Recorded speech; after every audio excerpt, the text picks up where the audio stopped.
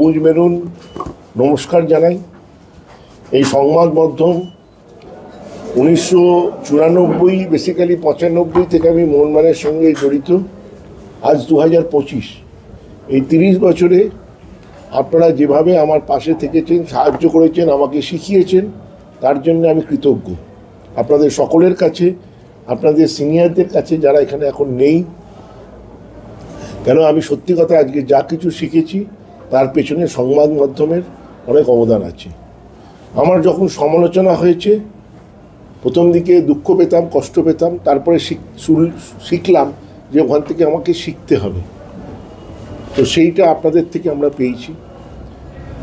আমি প্রথমেই কৃতজ্ঞতা জানাই মোহনবাগানের সকল সদস্য সমর্থকদের, কেন তারা ছাড়া মোহনবাগানের কোনো অস্তিত্ব নেই। তো তাদের আশীর্বাদেই আজকে যে জায়গায় আমাকে বসানো হলো সেটা তাদের আশীর্বাদেই সম্ভবপর হয়েছে।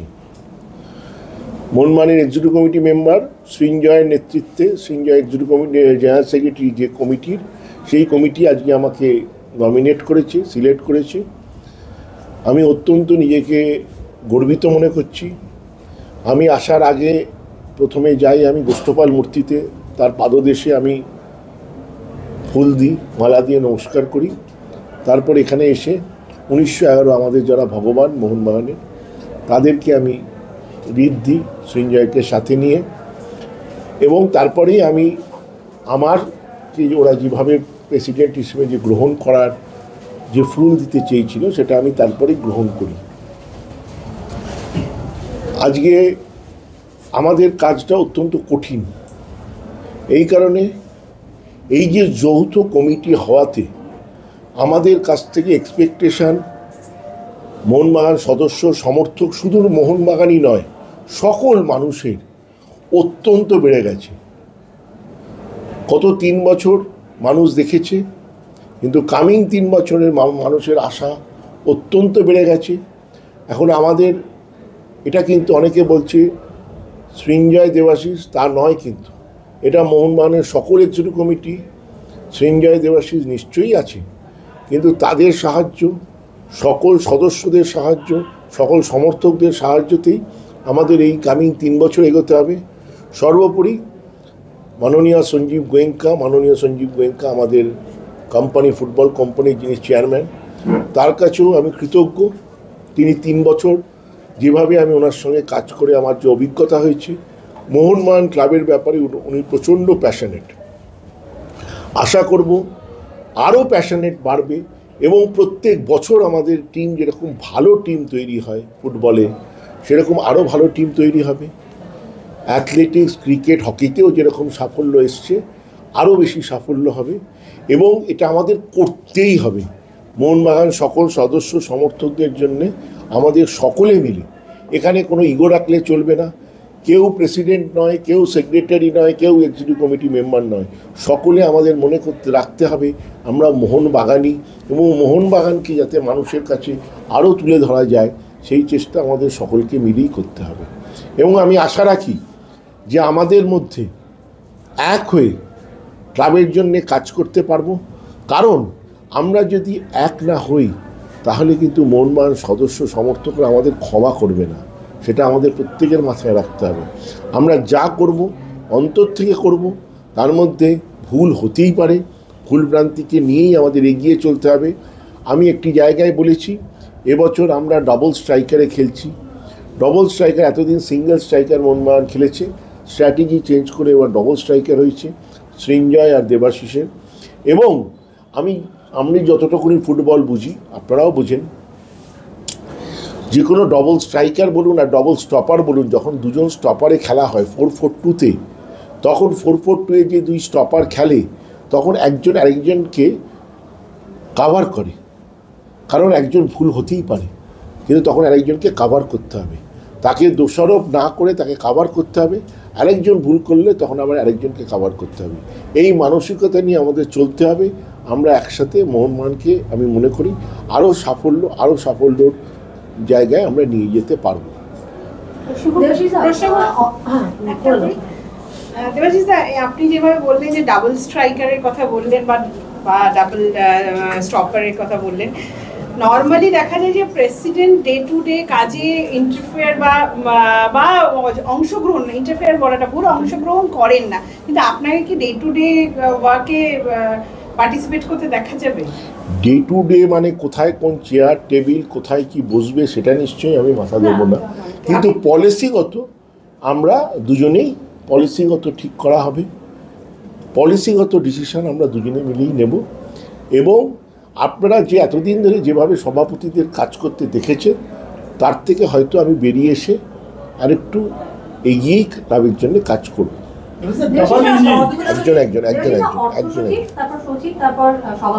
না, প্রথম ছিল football convener, it was not a constitutional post. আমি একটা কথা বলেছি যে পদ দিয়ে ক্ষমতা হয় না, যে কাজের লোক হয় অটোমেটিক্যালি সে ক্ষমতার অংশ পায়।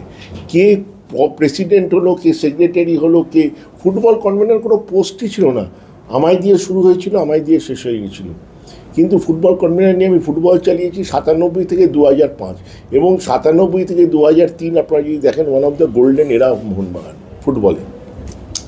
তো কাজ করতে গেলে পদের দরকার লাগে। ভূমিকা বদল তো একটা, প্রত্যেকটা পদের তো একটা নির্দিষ্ট কাজ থাকে, সেই ভূমিকাটা কি বদল হয়ে যাবে? আমি ভূমিকা বদল করি না, আমি চিরকাল কাজ করে এসেছি সমর্থক হিসেবে, পদটা ভেবে আমি কাজ করিনি। এখনও আমি কাজ করব সমর্থক হিসেবে। একজন সমর্থক কিভাবে মোহনবাগানকে দেখতে চায় সেই চোখ দিয়ে আমি মোহনবাগানকে দেখেছি এবং সেই চোখ দিয়েই আমি কাজ করেছি। আমি এখনও সেই চোখ দিয়েই কাজ করব। একজন আমি এর উত্তর দিয়ে দিয়েছি অলরেডি। অন্য সভাপতি রেগুলার মানে কি আমি 365 দিন আগেও আসতাম না। তো যেটা কাজের জন্য যেটা করতে হবে সেটা করব। আপনি অন্য সভাপতিদের যেভাবে দেখে এসছেন তার থেকে নিশ্চয়ই একটা অন্যভাবে আপনারা পাবেন আমাকে।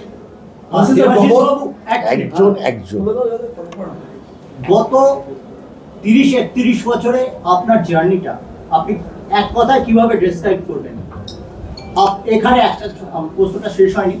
ময়দানে এখন স্টার কিডদের রমরমা, যে কোনো সংস্থার উপরে বেশিরভাগ ক্ষেত্রে স্টার কিড আছে।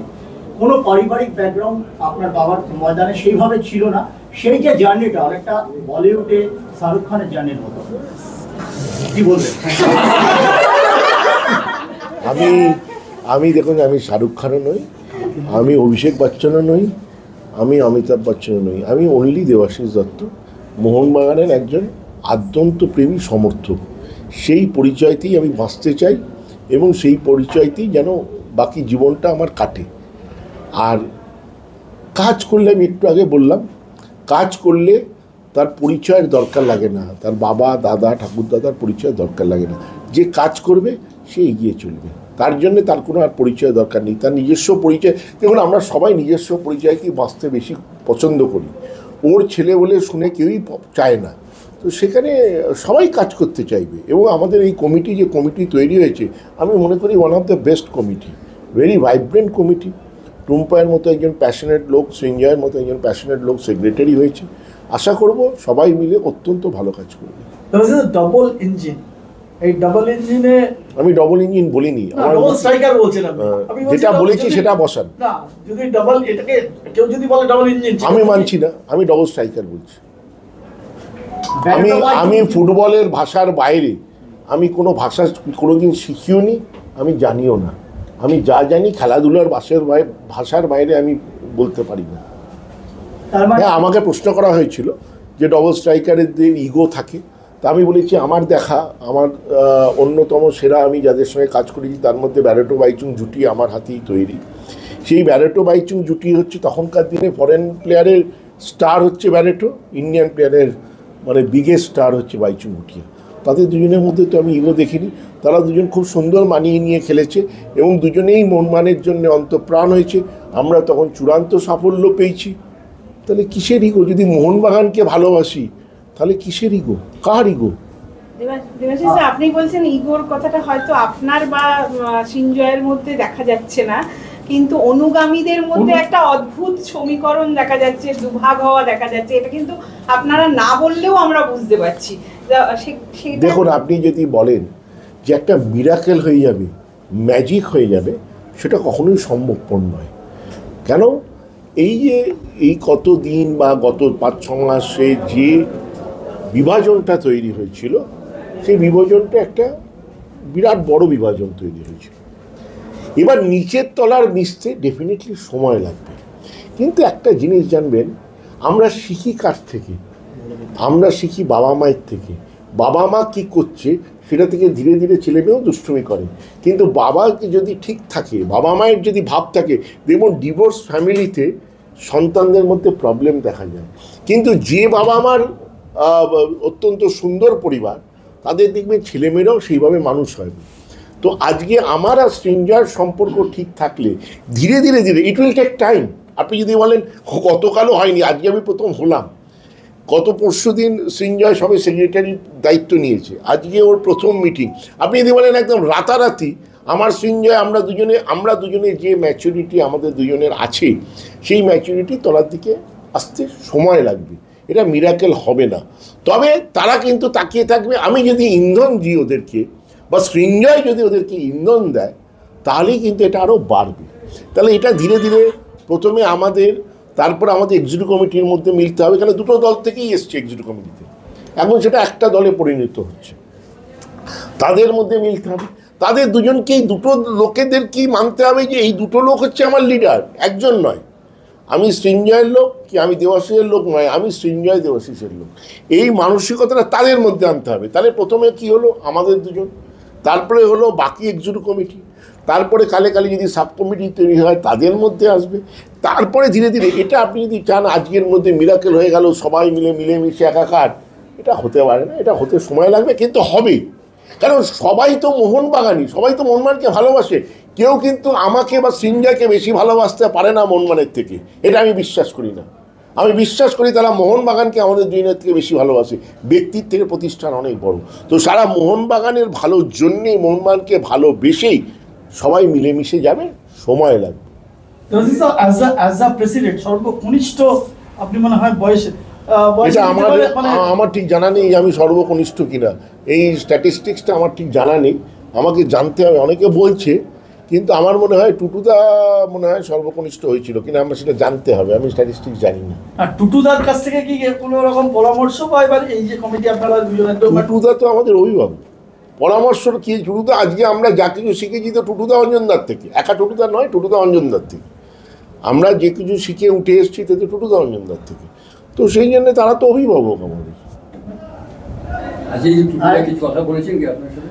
না, আমার সাথে মানে সমঝোতা হয়ে যাওয়ার পরে কোনো রকম কথাবার্তা হয়েছে? দেখুন, এগুলো ব্যক্তিগতভাবে আপনারা যদি এক একটা লোক নিয়ে প্রশ্ন করেন, তাহলে উত্তর দেওয়াটা, মোহনবাগান ক্লাবে এখন সবাই মিলেমিশে থাকবে। টুটুদা আমাদের অভিভাবক, তিনি অভিভাবকের জায়গায় স্থানে থাকবেন, বাকি আমরা সবাই মিলে একসাথে কাজ করব। দেবাশিস বাবু 3 বছর আগে, প্রায় 3 বছর আগে একটা মন্তব্য আমার মনে পড়ছে আজকে, আপনি বলেছিলেন নতুন কমিটিতে, তখনও আপনার যেখানে আপনি সচিব ছিলেন, সভাপতি পোস্টটা খালি ছিল, অনেকদিনই খালি ছিল, পরে পূরণ করা হয়। ওই সময় আপনি বলেছিলেন টুটুদা যদি সভাপতি হতে না চান, তবে আমি চাইব ওই 29শে জুলাই, যে মার্চের পরে যে 29শে জুলাই এসেছিল 22 সালে, যে টুটুদা এবং অঞ্জনদাকে জয়েন্টলি মোহনবাগান রত্ন দেওয়া। আমরা কি সেরকম কিছু দেখবো 29শে? দেখুন, এইটা উত্তর দেওয়ার মতো আমার রাইটই নেই, কেন এটা সম্পূর্ণ ডিসিশন নেবে কমিটি, এক্সিকিউটিভ কমিটি, যে কাকে রত্ন দেবে না দেবে। সেটা আমার ব্যক্তিগত মতামত ছিল 3 বছর আগে। আজকের যখন কমিটিতে 29শে জুলাই নিয়ে আলোচনা হবে, নিশ্চয়ই সে আমার মতামত আমি জানাবো। সেই কিন্তু মতামতটা কার নাম সেটা আমি আপনাদের কাছে নিশ্চয়ই আজকে বলবো না। কিন্তু এই যে 3 বছর আগে আপনি এটা বলেছিলেন বলে 3 বছর পরে বলবেন না কেন, এই প্রশ্নের মধ্যে আমি ঢুকতে চাই না। আমি শুধু এইটুকুই বলতে চাই, আমার যা বক্তব্য হবে আমি কমিটিতে জানাবো, কিন্তু ডিসিশন নেবে at the end of the day সবাই, হোল এক্সিকিউটিভ কমিটি। সেই জন্য এটা আমার বলার কোনো রাইটই নেই।